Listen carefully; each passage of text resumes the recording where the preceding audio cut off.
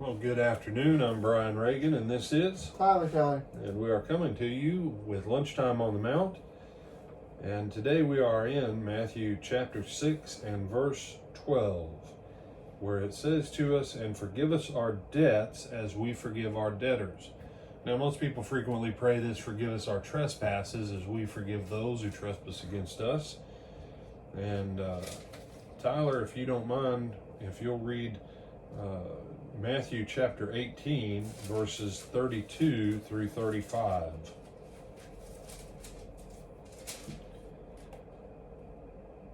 Then his master, after he had called him, said to him, "You wicked servant, I forgave you all that debt because you begged me. Should you not also have had compassion on your fellow servant, just as I had pity on you?" And his master was angry and delivered him to the torturers until he should pay all that was due to him. So my heavenly Father also will do to you if each of you from his heart does not forgive his brother's trespasses. All right, and then go back and pick up then verse 21 and 22 of Matthew 18. Then Peter came to him and said, "Lord, how often shall my brother sin against me and I forgive him? Up to 7 times? Jesus said to him, "I do not say to you up to 7 times, but up to 70 times 7.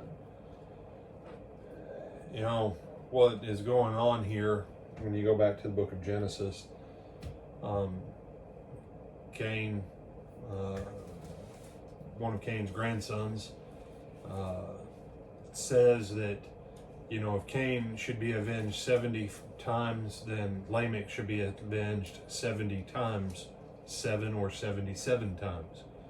And what Jesus says there in verse 22, it can either read as 70 times 7 or 77 times. But the point is that back at the beginning of Genesis, you have a cycle of unforgiveness and vengeance. And Jesus, in the gospel, is actually saying, no, we have to reverse this cycle. We don't just forgive up to 7 times. And someone will go, well, that'd be perfect still. Yeah, it would.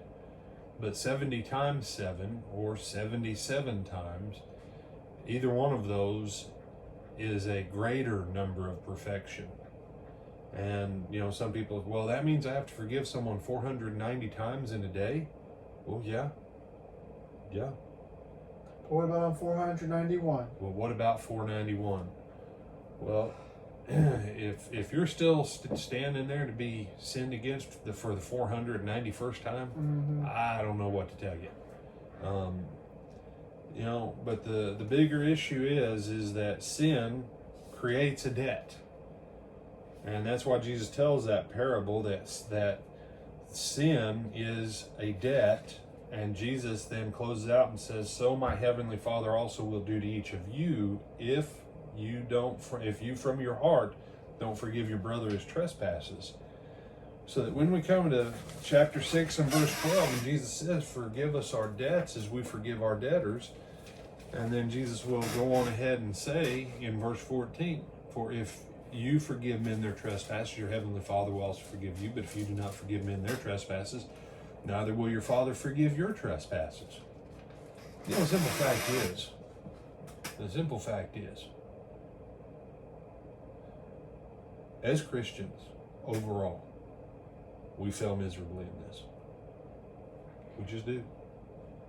I would like to sugarcoat it to you and say that in the Lord's church, that we do a good job just amongst brothers and sisters of practicing this forgiveness that Jesus says, let alone towards people in the world. But in the church,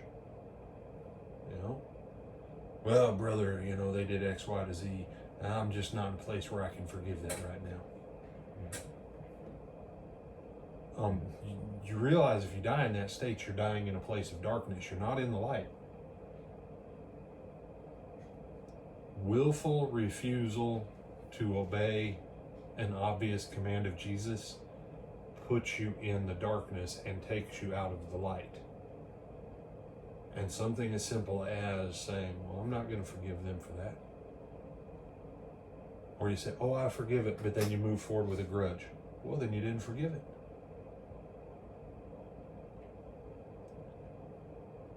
And we say, well, you don't know, how egregious that was against me. You're right, because I'm not you. Emotionally, I don't know where that affected you. But in Matthew 18, the parable that Jesus gives to illustrate it is the equivalent of 3,000 years worth of wages versus 1 day's wages. You owe someone more money than you could earn in 3,000 years working 7 days a week for 3,000 years. And someone owes you 1 day in comparison. That's how great our sin debt is where God's concerned.